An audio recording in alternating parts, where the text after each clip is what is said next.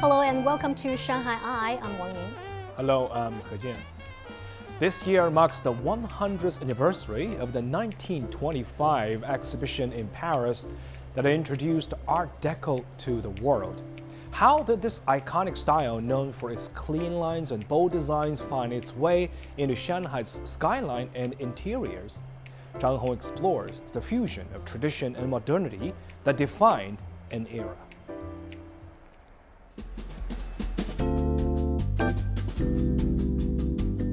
Sleek, streamlined, and symmetrical. The Fuzhou Dalou, or the former Hamilton House, is a striking landmark in Art Deco style. And just across the street stands its twin, the former Metropole Hotel. These are just two of Shanghai's rich collection of Art Deco architecture. According to the Shanghai Municipal Administration of Culture and Tourism, back in the 1930s, over 1,000 such structures defined Shanghai's skyline. Art Deco, however, traces its roots to Paris. So how did this Parisian style find a home here in Shanghai?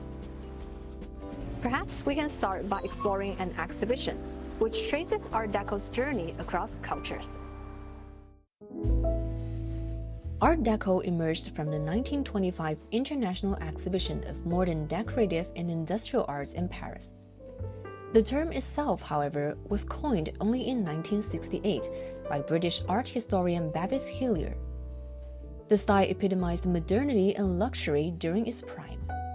After World War I, the French artists, they want to find a hope, and they want to find a visual language can bring them back to the glorious era, glorious time of France. They want to transform the language in a very modern way. So how can it be modern? And it means that more simple, it's more abstract. Art Deco drew inspiration from diverse sources. Influences from Louis XVI period and Napoleonic Empire styles, with motifs from ancient Greece and Rome, reflected a desire to reclaim a sense of grandeur. French artists, fascinated by distant lands, incorporated imagined Oriental elements into their designs. The rapid pace of the mechanical age inspired geometric patterns and lines representing the speed of planes and cars. By the 1930s, Shanghai had embraced Art Deco as it became an international trade hub. The shape of this table is remind you of the shape of automobile, and it's also the shape of sheep. The artists, they try to draw inspiration from the machine because it's also a symbol of novelty. And you can also see these characteristics from that cabinet, and it was created in Shanghai in 1930s, and it also reminds you of a standing robot. So you can see these two pieces resonating each other as well. This style was localized, blending Chinese elements with Art Deco's simplified lines. Take the crane motif, for example. In traditional Chinese culture, it represents longevity. And in the 1930s Shanghai dining chair, it's rendered with the clean geometric forms. Interestingly, the same motif appears on a Parisian evening dress as an exotic fantasy. The crane designs in both contexts are remarkably similar, highlighting how Art Deco was able to incorporate cultural symbols while adapting them to modern forms. These chairs are part of artist Ding Yi's collection. Unlike traditional Chinese chairs with hard wooden seats, many of these chairs have reversible seats, one side cushioned for comfort and the other wooden for formality. 它是在模仿摩天大楼。所以我们说有一个专业名字，它是叫退台式，就是有一个最高点，慢慢这样退下来，像类似这样的家具，包括你看它的背，就是一个所谓的退台式。Art Deco resonated with Shanghai's growing consumer culture. As department stores started to emerge, the clean lines and bold geometric designs were used for window displays and advertisements. Affordable products allowed middle-class families to partake in the city's cosmopolitan lifestyle.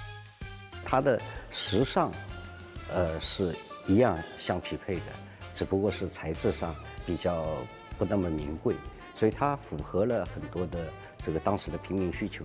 有一个这个方桌，下面是有4个圆圈，它实际上是当时很多人对于汽车的向往，因为当时的拥有汽车的家庭并不多，很多的人他们在买家具的时候选一个有点汽车造型的家具，所以这些东西实际上都结合了当时的这个所谓的这个文化现象，或者是一种对于时尚的一种追求。Art Deco can be found everywhere, from furniture to jewelry to clothing and, of course, architecture. Although the style of furniture on display at the exhibition isn't commonplace anymore, the Art Deco influence can still be found in many of the buildings across Shanghai. Let's continue to uncover the enduring influence of Art Deco on Shanghai's ever-evolving cityscape. Art Deco left its mark not only on furniture but also on Shanghai's architecture, becoming a defining feature of its rapid transformation. Walking through the streets of Shanghai, you may find yourself momentarily transported, as if you were in Paris, New York, or Chicago. 当时上海跟欧洲之间的联系是非常密切的，再加上电影做一种催化剂，使这个西方欧美国家呈现的最新的东西呢，很快就很直观地呈现在上海面前。正好碰上了上海在20-30年代经历的快速发展，号称黄金10年这样一个时期，经济发展非常迅猛之下呢，跟经济因素的这个结合，在商业的力量推动下，它就建了很多新的这个 Art Deco 的风格，几乎是压倒性的。就当时从复古主义一下子转到了 Art Deco 风格，从居住建筑到欢迎洋房、办公楼、酒店、商场，到医院，到博物馆，几乎当时每一样门类的这个建筑都被 Art Deco 风格所影响。A notable example is the former Grosvenor House from the 1930s. It is now one of the 2 main buildings of Jinjiang Hotel Shanghai. 一方面，它要强调这个垂直线条，那么它把这个垂直线条呢贯穿整个建筑，从上到下，其实上是来自于哥特复兴的这种元素，所以强调这个向上的这种速度感。另外，它的这个墙面的这个装饰也是非常有体积感和立体感的因为这受到立体主义的影响，用一种很简化的全新的这种装饰绘画构建这个建筑物。比如说我们看到古典的那种柱头，艾奥尼克柱头那种涡卷，那么它把这个涡卷呢是用简化的、夸张的或者是变形的手法来呈现。Just like furniture, Shanghai's Art Deco architecture was also localized, exemplified by Royal Asiatic Society Building and the YWCA Building. A century after the heyday of Art Deco, modernist buildings dominate cityscapes with its emphasis on functionality and cost efficiency. Yet the style continues to inspire. 我们可以看到有些设计还在用 Art Deco 风格，比如说金茂大厦，虽然是全玻璃幕墙的建筑，但它其实是非常典型的 Art Deco 的手法。更重要的是，这个风格给我们的很多启发，它是去继承历史，而不是抛弃历史。它把很多历史的元素都用下来，然后以全新的面貌来出现。还有一个呢，就是很重要一点，就是说对文化的包容性比如说非洲的文化、古希腊的文化、玛雅的文化、埃及的文化等等，还有中国的文化，它是兼收并蓄的。那么这个跟我们今天上海的这个海纳百川的这个海派精神是完全吻合的。Art Deco in Shanghai reflects the dynamic interplay of cultural exchange and artistic innovation. Its enduring influence continues to shape modern design, symbolizing both history and progress in an ever-evolving world. If you want to explore more, you can visit the exhibition featured in the story. It's open from 10:30 a.m. to 5:30 p.m. until February the 16th at Bund 33 on East Zhongshan No. 1 Road. Just note it's closed from January 28th to 30th for the Spring Festival break. Well, check out the exhibition for sure. And if we're talking about Shanghai's rich Art Deco heritage, it's impossible to overlook the iconic Fairmont Peace Hotel on the Bund, which we just saw at the end of the story. And this is an architectural masterpiece from the 1920s and really shows the fusion of Western Art Deco design with Eastern influences. And the hotel also offers guided tours if you want to explore and see some of its beautiful details. Of course, indeed. And there are also many other examples. The Broadway Mansions Hotel, the Paramount, the Cathay Theater, the Grand Theater, and the Bank of Communications building all showcase this distinctive style. And they are a tangible link to Shanghai's past. Yes, for sure. And they're well worth a visit if you appreciate architecture or the Art Deco style.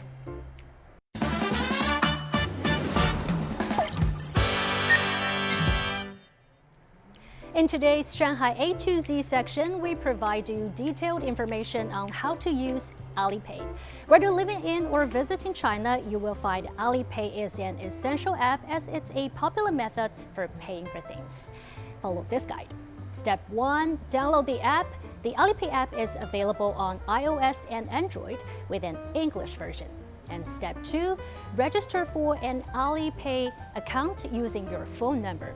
You can use a foreign number for registration before you arrive in China and change the registered number after purchasing a Chinese SIM card. Step 3, you can link an international bank card to your Alipay account. At the lower right corner, tap Me, then Bank Card, and follow the prompts to add your card. You need to input the card number and the 4-digit security code on the back of the card. The cards are displayed in your wallet with the last 4 digits. You can set a payment order preference.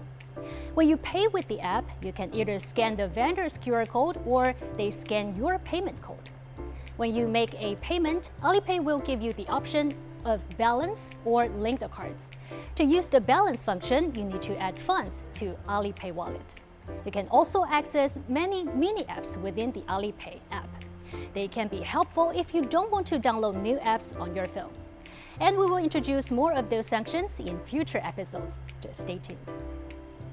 And now it's time for the ShanghaiEye Q&A, where we search our socials and answer some of your questions. Today's question is from Anne of France. I want to visit the newly opened Shanghai Museum East. Does it require a reservation? And what should I bring? Well, Anne, individuals do not need a reservation. You can enter the museum with a valid ID document, such as a passport, at B1 East Gate near Dingxiang Road after passing a security check. Enjoy your visit there. If you've got a question for us, you can find us on all the socials. We'd love to hear from you. You can find all our content online as well. And join us here on Dragon TV, Monday to Friday. Thank you so much for watching, and see you next time.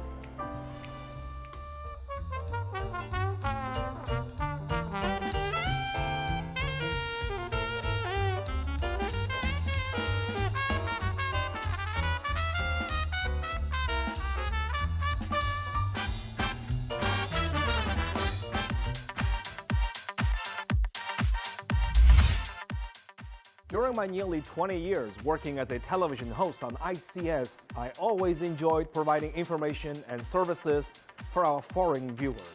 In this new era, as a member of Shanghai Media Group, ICS is leveling up with a brand new digital service, and we name it ShanghaiEye. Starting with the brand new English program, ShanghaiEye on Dragon TV, we will provide you with even more. More coverage. We're going from a local Shanghai-based TV channel to a global network. With a 24/7 streaming service, ShanghaiEye Live 24 for all of our content that can be viewed anywhere in the world. More convenience will be available on multiple platforms, not only on television but online as well, right at your fingertips. More content. We'll provide you with more first-hand experiences of life and business in Shanghai, and more stories showcasing everything China has to offer. We're here for all of our viewers who are interested in Shanghai and China. Opening up to the world. We are changing. We're leveling up. And there's a lot more to come. From ICS to ShanghaiEye. Join us for more.